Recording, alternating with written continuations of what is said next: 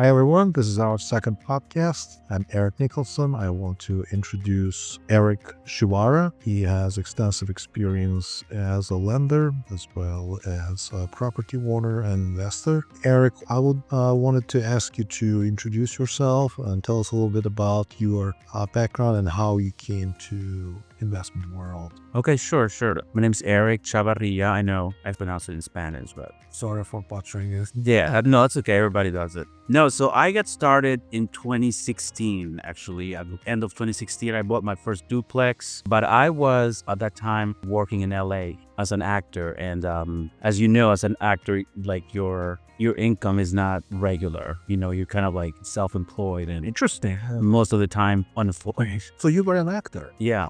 Tell us a little bit about it. So I was just, working, pursuing. At first, I was working as a waiter, like most actors do. And then, eventually I was just acting. But the lack of consistency in income is scary. So my purpose or my reason for buying my first duplex was to get that passive income. And when was that? What year? 2016. And I had $10,500 in the bank. And I was able to I had bought the real estate before. I was a realtor before the crash. I was a loan officer before that. So I kind of understood, a little bit about the business. And I was able to find a loan officer that would lend me with an FHA loan. And the reason, another reason for that was that my credit had been horrible because I actually lost my house during the crash in 2008. So your credit gets destroyed when that happens. Yes. I had to do a short sale. And so I had been, 3 months late, which means that stays on your credit for 7 to 8 years. So yeah, I was looking for that passive income. And of course, what made the most sense to me was real estate. Because rental income, which even though it's not really passive, as they say, it's called passive, but you don't have to do a lot. It's very active, like you're actively working. And then from there, I bought, that was in PG County, Maryland. And then after that, I went into Baltimore City, which I now kick myself for not going into Baltimore City earlier. Because when I was a realtor back in 2005, 2006, I was a realtor in Montgomery County. And everyone hated or talked a lot of crap about Baltimore. Oh, Baltimore is too dangerous. Don't go in there. It's a war zone. And at that time, you could have bought, a house on Patterson Park for $90,000. I remember those. Those houses are now $600,000. So, that goes to show you. But then, but that's real estate. You're always regretting not buying. Okay, so your background is you were an actor.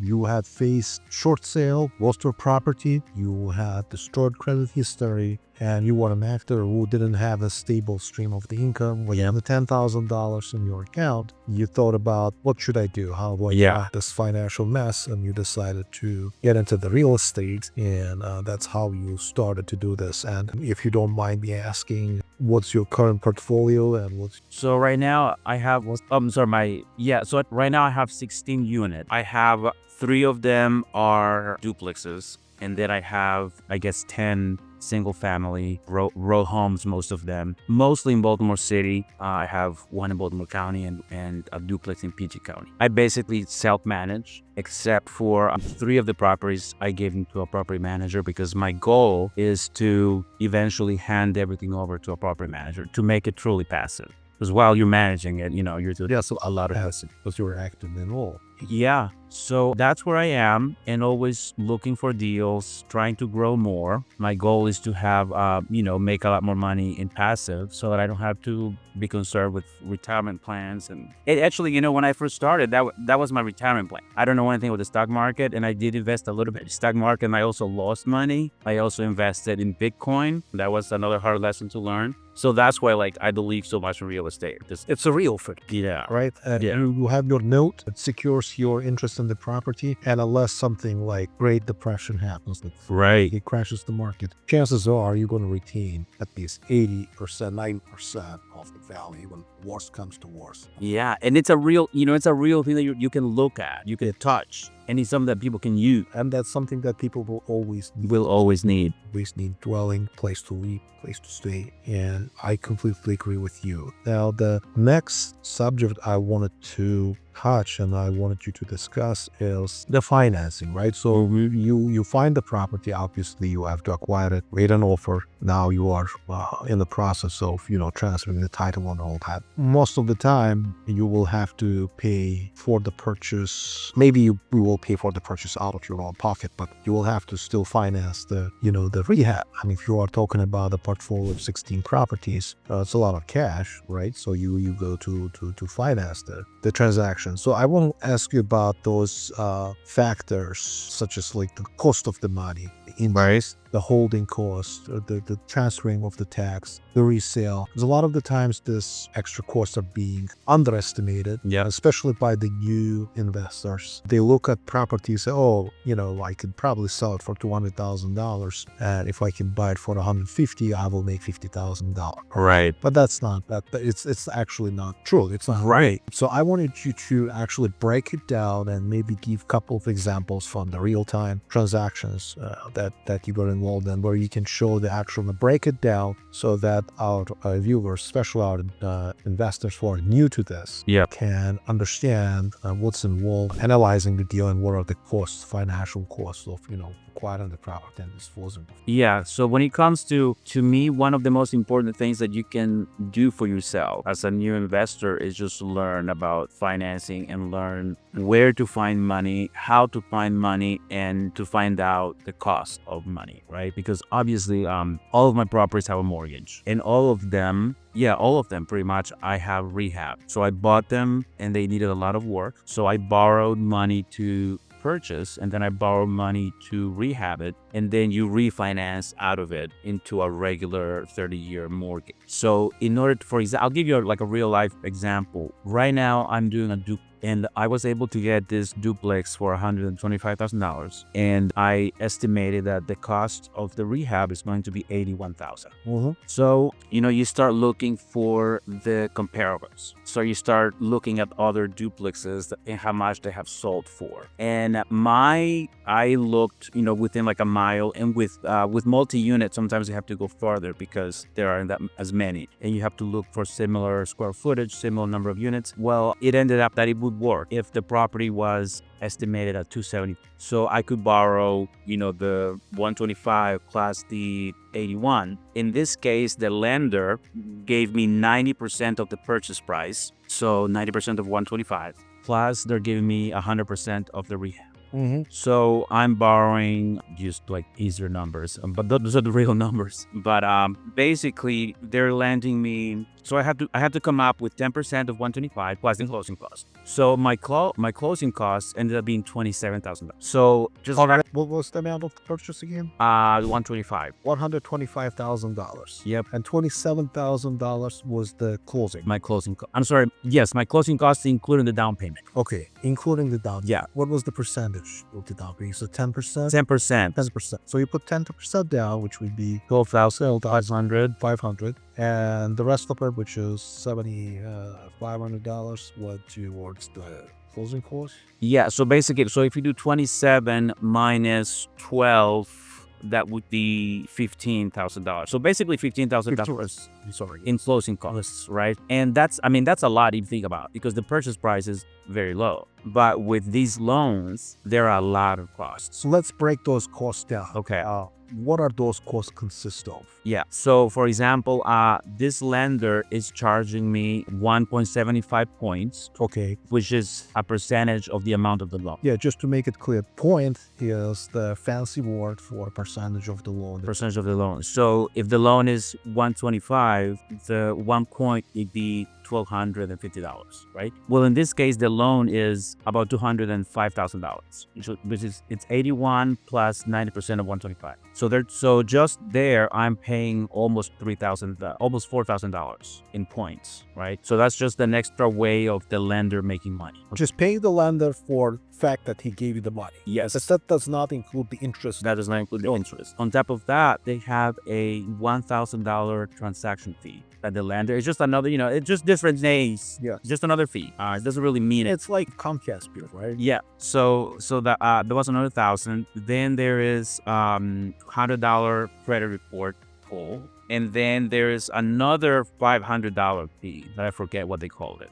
And on top of that, you have transfer and recordation taxes. Right. Let's cover that. Yeah. So in a normal residential transaction, there is no law of how they should be split, by the way. But traditionally, you split it half and half between the seller and the buyer when you are buying a primary residence. Yes. So, and it's around 3% of it's between 2.5% and 3% of the total purchase price. And that you would split, right? But since I bought this from a wholesaler, which means it's an off-market property, I'm not buying it from a traditional seller. Right. Most of the time, wholesalers will make you pay all the transfer recordation taxes. Therefore, I have to pay all of that money. I think in this case, it was like $3,000. Yes, I have to also chime in here to our viewers that mention this to our viewers that because you are buying this property off the market, all the traditional channels of compensation,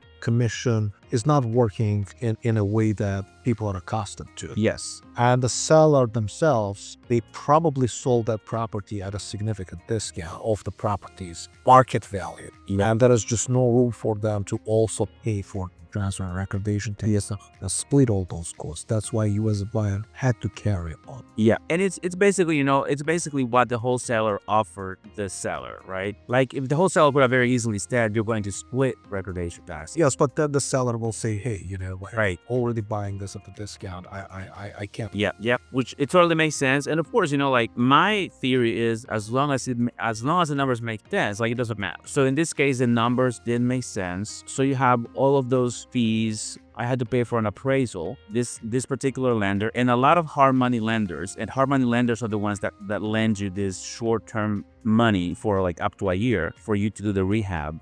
I forgot where I was going with that. Appraiser fees. Oh, the appraisal fee. Yes. Some of them do an appraisal, which is, I kind of like the appraisal, even though it's a pain in the ass, because it's $600 usually. Depends. It could be up to like $1,000. But they appraise the property according to the after repair value. So they're telling you how much the property will finish all the repairs. Yeah, which is very good information for you as the buyer. Yeah, obviously. And so this one appraised at $290, which is nice. It's like 15 grand more than I expected it. So that's nice. That doesn't guarantee me anything, right? That doesn't mean that the lender is going to actually lend me on that price when I have to refinance. Nonetheless, it's nicer than have it come back lower. And if it had come back lower, the lender would have lowered the amount of the rehab that they can lend me. One other thing I will mention, especially for those who are new investors, even if you have all the cash in your pocket and you can finance the purchase and rehab, one of the things you can do is run the numbers with the lender.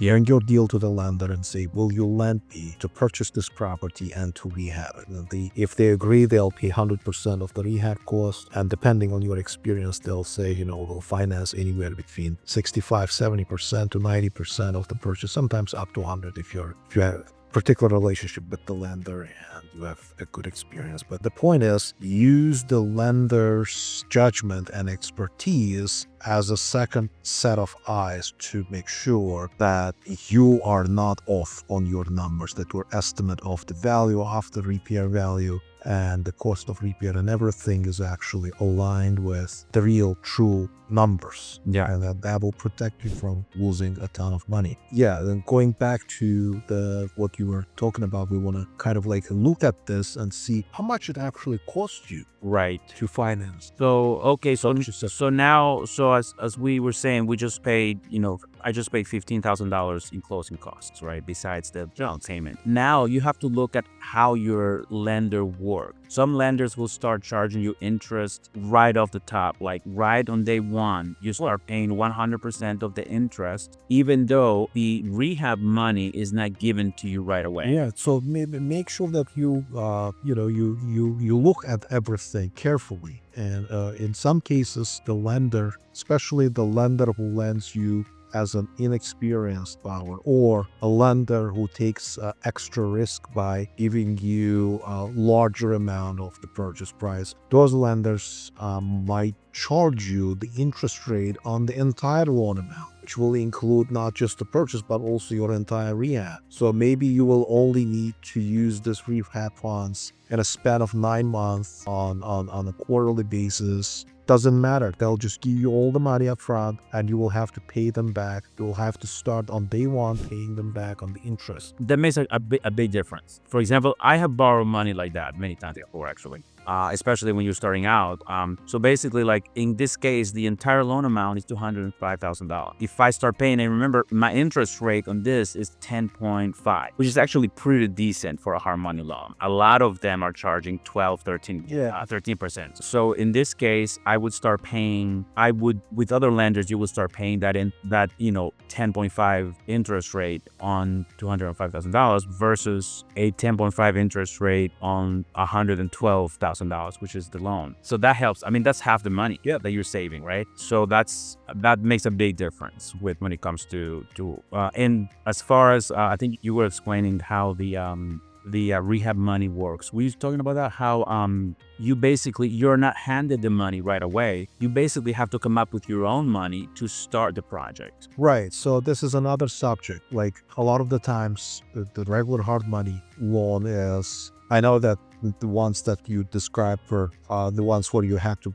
basically pay interest on the entire loan amount. But usually the way it works is that the purchase amount is separated from rehab funds, and you have your purchase money funded, you start paying back the interest rate on that amount, but then you have to actually spend your money to hire contractors, get the materials delivered and all that. And let's say it's going to take you 6 months to finish the project, and then you divide it into 3 periods. And then at the completion of each period, which you finance upfront using your money, the lender's representative comes, or sometimes they allow you to take the pictures. But anyway, they will have to inspect the work that has been done, and if it's done properly, meeting their expectations, then they will release you the funds for that. And then from that moment on, you will have to start repaying them for the interest for that amount that they have.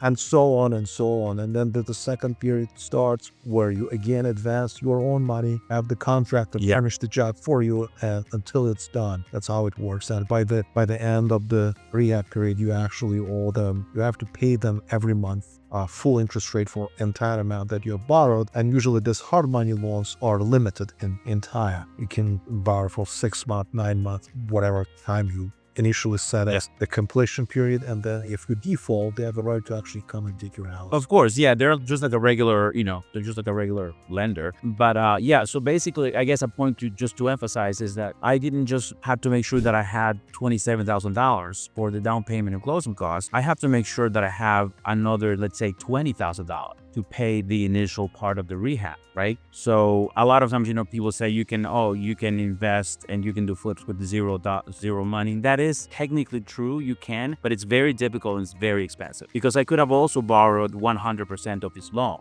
But the quote that I got from another lender was I had to pay 4 points for on a closing. Right. So 4 points at closing and 12.5 interest rate. Right. And I wanted to also mention one thing is that there are funds that are recoverable, like you get back, for example, the down payment on the property. Eventually, when you sell the property, that's your money sitting there as your equity, right? Yeah.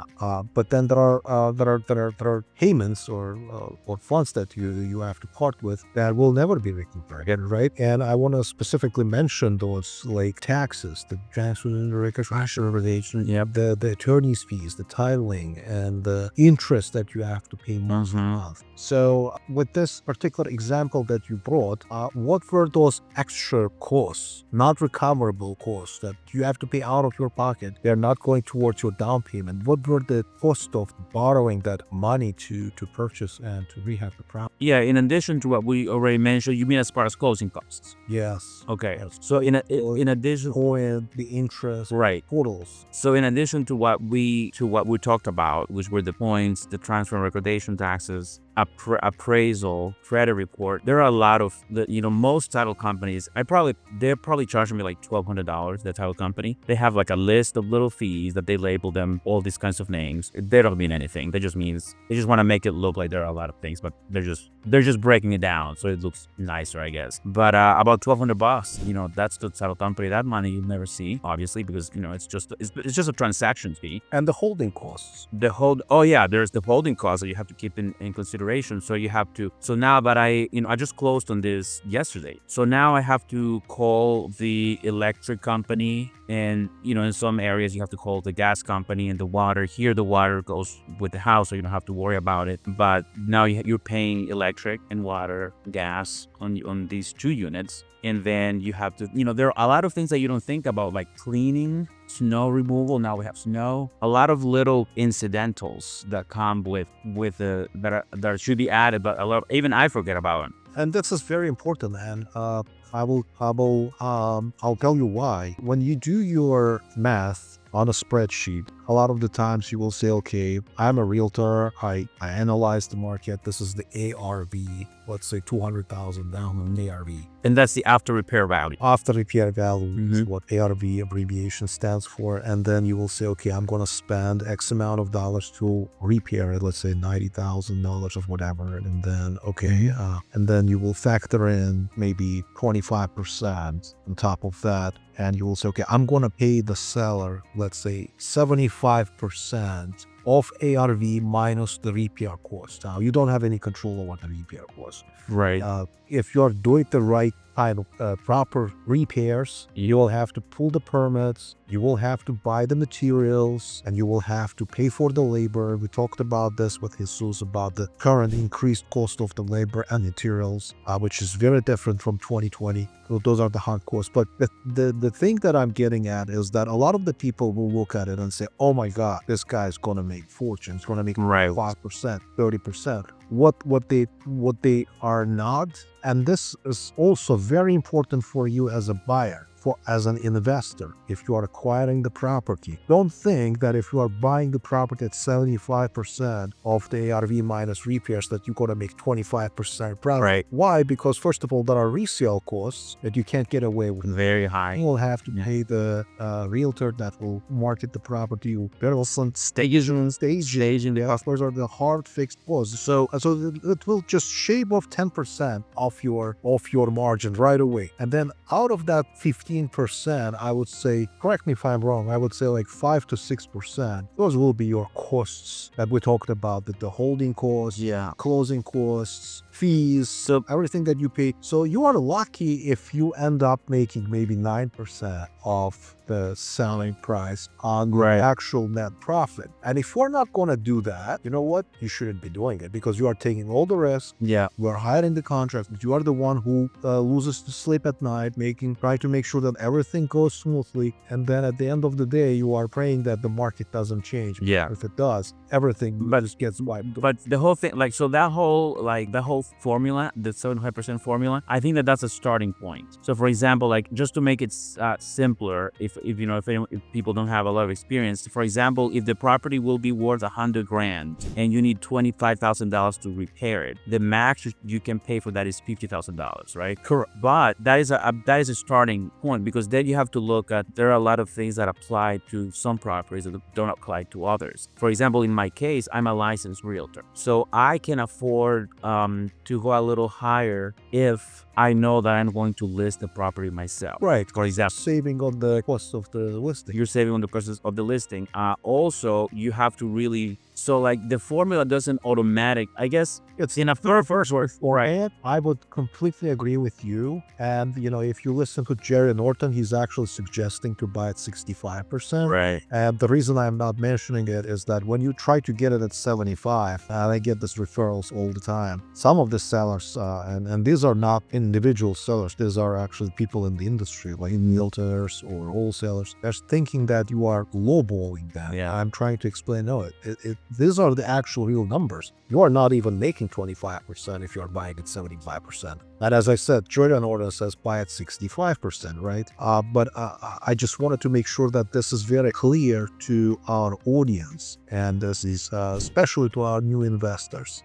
When they analyze the deal, they must understand there's costs involved with acquisition, repair, and sale of the property. Otherwise, you're just going to lose all that. You will make, and if you will be lucky if you just make zero, if you just don't lose money. You can very likely lose the money, just the property unable to fix it, sit on it a couple of years, then take it to the auction and sell it at the loss to yourself. We don't want that to happen. Right. So basically, yeah, I mean, basically is, remember that deal that you were talking to me in Montgomery County? Yes. So this deal looked really good. Like when you look at it, right? First glance. At first glance, you were like, oh, wow, it's a great deal. And then we just start considering all the costs. And at the end, we were like, well, this is not a deal. No, it was not. It was not. Even though it looks so attractive and you can be fooled by it. And again, and I guess like honest, and I think that when you're new, like it's of course, ideally, you don't want to make mistakes, but like, honestly, that's how you learn the best. I would say, if you are new, reach out to people that have experience doing it. Yeah. Network with people, talk to people, connect with people that have done this over and over again. Talk to somebody who has done repairs, flips, talk to general contractors, talk to lenders, talk to Erick Chevarria. Tell them what's your phone number. What do they? Wow, my phone number. That's so. They can. Do you have a business phone number? We don't personal one. No, they can definitely contact me. I'm, it's Erick, Erick Chevarria. You can find me on Twitter. It's Erick J. Chevarria. It's not Twitter anymore. What is it? X? Yeah. But yeah, no, of course. I mean, they can contact us, Invictus. Yeah. And we'll answer questions and mentor somebody through a transaction, which, I actually did something similar when I started. Mark Owens, I don't know if you know him. He's a local Baltimore investor.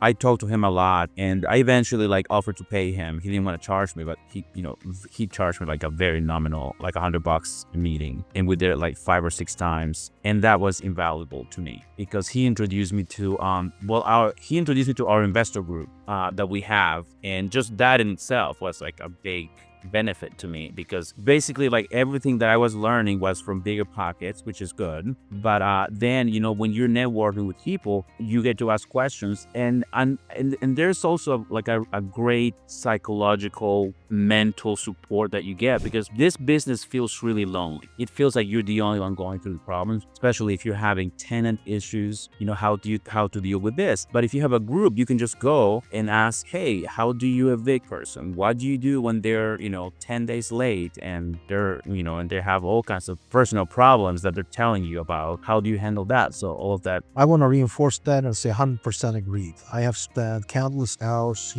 I've spent time on bigger pockets. I have watched the videos. I have even mentioned one of the podcasters, Jerry Norton, who is also himself a very well-known investor and does innovations and all that. It's all great. It's all good. It's all for your education. But there is nothing like meeting people face to face, networking, and having your support network where you can pick up the phone or see somebody and ask questions. And people are very generous, I think. Very generous. You wouldn't think that, right? Because when you think, I don't know, the image that's out there is like investors are money hungry and maybe they're competing against each other. And as you've seen, we all it's actually a very, very nice supportive community, I think. And very nice people I have had and very, very privileged to. Yeah, a lot of nice people. And I couldn't emphasize it more. Mm-hmm. So important to network.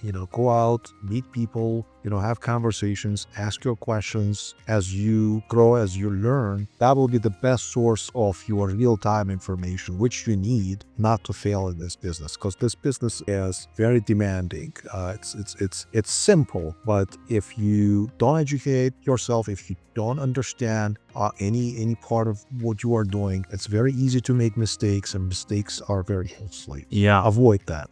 Make connections, talk to people, ask questions, and get them answered. And make the right investment decision. Yeah, as far as just to finish up on the cost of money. Yes. So basically, with this deal that I was talking to you about, this one duplex that I closed on yesterday. So the plan is I'm going to be my own general contractor on it, which a lot of hard money lenders may not let you do because they don't, because I guess it's like an extra risk for them. A lot of them will ask you for the addresses of the properties that you have either flipped or rehabbed for rent before. So I, in order to save money, because there isn't a lot of money, there's a lot of room to play with, I'm my own general contractor. And then the idea is to finish it in 2 to 3 months max. And then I'm going to refinance, which basically means that I'm going to go go out and get another loan, in this case, a 30-year mortgage that will pay off my lender, my hard money lender, and ideally, I would do it as a cash out refinance, which means I would pull money out. So if it is valued at 290, I can borrow up to 75% of 290. And then ideally, right, I would pull out all the money that I put in, right? So my $27,000, I should be able to pull them out. But, reality check, and, that's what we all want, right? And on a perfect day, that's what we want to happen. But I'll be honest with you, a lot of my deals are not that. A lot of times there is, what they say, money left in the deal, meaning there's a chance that I may not be able to pull any money out. And then my 27 grand are just... Right, because we have to, again, get back to the beginning of our conversation. Erick is growing his portfolio. He is holding the properties. He's not a typical flipper. He is buying and holding. And because of that, there is no immediate recovery of his down payments. Ideally, you could, right? Like, if the numbers are there, if you could, could, in theory. Yes. But what you are saying is that in real terms, when you try to do it in real life, it doesn't come like it doesn't always. Yes, because you have to take into consideration, for example, right? And it all depends on where you are in your investing career, right? So, for example, this property, I know I could rent for approximately $3,000, maybe $1,500 a unit. But but to be safe, let's say that it's $2,700 total, right? And then when refinancing and pulling out my $27,000, my mortgage is going to be, as an example, this is not real numbers. My mortgage is going to be $2,400, let's say. So now you're receiving $2,700 in rent, but you're paying $2,400. That may seem like you're making money, but you're not. You always use the 30% with rentals, which means you only take into consideration 70%, or is a 70% rule, only 70% of the rent, because 10% is going to go to the property manager, another 10% to capital expenditures, which is like big expenses, and 10% to maintenance. Very good point. And that is actually, I think, the online calculator, return on investment calculator. Yeah. And one of the things you have to account for are the, incidentals, you're in the middle of the night, your tenant calls you and says, hey, by the way, my sink, my toilet, my AC is broke, whatever. So you want 10%. That's the cost. Oh, right. That will be applied towards that, yeah, whatever you collect. And then you have also, unfortunately, this is the reality, some of the tenants will not be able to consistently pay your right. So you have to take national operations, and then you will lose the time that while you will be looking for somebody else or Wildskis, you'll be trying to evict them from that place. You gotta consider the cost. Yep. And you gotta consider vacancy. Yes. Like usually at least a 5%, right? So I was just about to do the math on here about if I'm receiving $2,700 a month, so if I do $2,700 times 70%, I'm really only receiving $1,890. Okay, if it's just 24. And my mortgage, which is not a negative thing. I'm losing. Do you with $500 that wanted positive if you did an account for those courses. A lot of the times, I think this is especially applicable to new investors that we're trying to reinforce and reemphasize and warn, because you are not used to doing this. A lot of this numbers will come to you as a surprise. So you have to really do your homework and understand all the extra costs that are involved in running the business and maintaining the property and all the things that can happen that are outside your control. If you don't account for these expenses and you miscalculate, you can easily find yourself in a very, very hot spot. Right. So where I was going with that is that at the time of refinancing, right? So let's say, the example was, if I decide to pull out all my money, my 27 grand, but my payment is going to be $2,400, then it makes no sense for me to pull it out, right? So I could decide, and then this is why I say it depends on where you are in your investing career. I could decide to not pull money out, leave it in there so that my mortgage is less and I can actually cash flow or even break even. Sometimes you're not cash flowing as much as you would like to. So those are decisions that you make. Right. And I think your strategy is different from a typical flipper strategy. Yeah. You are banking not only on positive cash flow on short-term deals. I think you're emphasis will focus, not the single focus, but one of your main focuses is the long term. Long term, yeah. So the property will eventually appreciate, the loan amount will go down, tenants Rent will go up. Yes, that's a long-term strategy, and I think your end goal is to actually build the wealth, so that at the end of the day you have a large portfolio that you could at some point in future just keep whatever you want. Yeah. That's your wealth building. And by the way, in the real estate, that's a traditional way of building wealth, because there are different ways you can work in real estate. It's the fastest way is actually wholesaling. You get the property under the contract, you reassign it to the end buyer, you put your assignment fee, you are in and out within days or a month, and you are done. And then there's flipping, where you put all the money in and take the property, you fix it, then as soon as you are done, you put it on the market, and within like 6 to 9 months, you liquidate that property and you sell that property to the market, so you recover your costs and you make some profit, you are done. What Erick does is it's the long-term property holding. He's trying to build the wealth, and he's adding properties to his portfolio. I believe he wants to have 50 properties in his portfolio. Yeah. So if you have properties, there's also a great buyer that is looking to add at least 30 plus homes. Correct. That's the strategy that he is. Right. Yeah. I'm trying to get 12 units this year, so hopefully that'll happen. Cool. But so that about financing, I guess that's kind of, that's... Yeah, the financing cost is very important for two reasons. One is, as an investor, you have to know what your true cost will be. Yeah. If you don't know that, you will always miscalculate. You will assume that you will make a huge profit, but at the end of the day, you will have all those expenses and costs after you pay them out. One day you figure out that, hey, I'm not making what I thought I would make. And if you don't have enough margin there, you might actually end up losing money or making nothing after all the work and effort you put towards. But the second reason why I'm bringing it up is that in the process of acquisition of property, we face that regularly. People that don't understand the that's right. Yeah. They are assuming that, you are trying to buy this property. Yeah. So no, you are not. You actually do the hard math, and you want to acquire the property at the price that will make sense for you. Otherwise, why would you spend all the money and finance the purchase and put all your effort into it if at the end of the day you will make 0%? And I get why that's such a hard thing to understand. If you're selling your house, and your neighbor's house just sold for $300,000, and and people a lot of times people think that because because the house on the same block sold for that amount, that your house is worth. Well, it turns out that that's a fully rehab house, or a brand new house, or a brand new years of house. Yeah. And you have a house built in 1922. Yeah. And that has never been, any time in the past 50 years has not been renovated, dated or anything. Your house, which is half the square footage of the brand new house, is not the house that worth the same amount as the other house does. Right? Yeah. And also, if your house is in a condition where you would have to spend what we have to spend, $100,000 to rehab it to get the full market value, unless you are willing to do that, that house is not worth the full market value of the after repair. The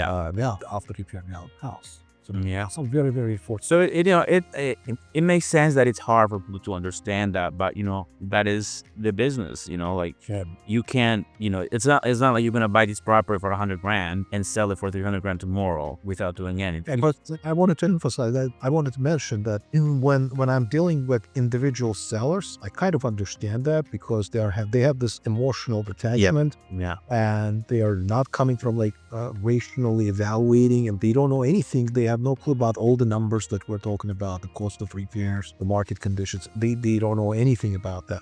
So I kind of get that. But what I'm trying to say is that frequently that will be the person who is in the same industry as us. Could be a realtor, could be a wholesaler. I'm actually saying that they should actually know about this stuff as well. But the thing is, we're all everybody's trying to make as much money as they can, right? And this is just a matter of being knowledgeable, understanding. Got it. Yeah. Deal structure and how this entire thing works, right? More about being aware. Yeah, and well, if you haven't done it, you're not aware of it. I read a lot of real estate books, and listened to the podcasts, and went on the message boards. You never learn everything unless you're actually doing it. true, So I think that that's the issue with a lot of people. Most realtors are not, investors. Most wholesalers are not rehab, right? So they're really, as like you think that people know like the industry, but like I don't know a lot about wholesale because I haven't been a wholesaler, but I do know about buy and hold, and I have done flips, but that's not my specialty. I'm actually a little bit scared of flips because like the last one I did, I partnered with my contractor, and we ended up, we sold that property so quick. We ended up making $12,000 each, which it's nice. But, it was like 3 months. It was like a 3-month project. And we saw, that's unheard of because it usually takes a lot longer than that. My point is that the risk that we took, if we had only held that property for 3 more months, our income, our net income would have been like $8,000 a piece, which is like, is it really worth? Because we borrowed all this money at this high interest rate. Right. So all of these things you have to learn for yourself constantly as you do it, and then you go, okay, this is where I feel the most comfortable with. This is like right. As an investor, you will have to learn that. You will have to educate yourself and be very careful before you make your decision. There are people, as Jesus said earlier in our previous podcast, the people that want to just rush to buy. They feel like losing the day if they don't buy. But it's not about just rushing to buy whatever. It's about making the right decision. And I wouldn't say. I totally understand the desire, and nobody says, "Hey, if you have the option, opportunity, or to do it, act on it." But give it a total thought, and now analyze the deal, and then make your purchase. Yeah. So I think this was very nice. Yeah, thank you. Nice, I think views and explanations and the wisdom that you have shared was very valuable. And I wanted to ask you to sum up conversation and your kind of like the final touch-ups and your advice to our viewers. Okay, you know what? I guess honestly, I would say go out, and that's the best advice. Of course, learn and read the books and talk to people and do all of that thing, all the things that you should do. But I would say just go out and do your first one. Do your homework and then take action. Because I feel like the biggest problem is I have so many friends that have been saying, friends from LA, you actually make a lot of money. They're like, they're scared of it. And they're analyzed by analysis. Yes, talking about it for 10 years. But not doing it. Yeah. So I would say just, take action. And if you do it with somebody, if you network a little bit and you have somebody who can answer questions for you. Or even GE with you. Yeah, partner. Yeah, even partner with you. Or even if you just have one person that's experienced and can, will help to you, you're already like so much further ahead than most people are. I agree. Totally agree. Well, I want to thank our guest, Erick Chevarria, for the time and his wisdom. Yeah. All the advices. I look forward to seeing you again and explore some other subjects and questions. Sure. Maybe do some in detail. All right. And we're doing shots, right? I see all the liquor. Oh, yes. We will be. Okay, good. Nice shots now. So thank you, Erick. All right. Thank you. You have to talk to you. Okay. You too. Bye-bye.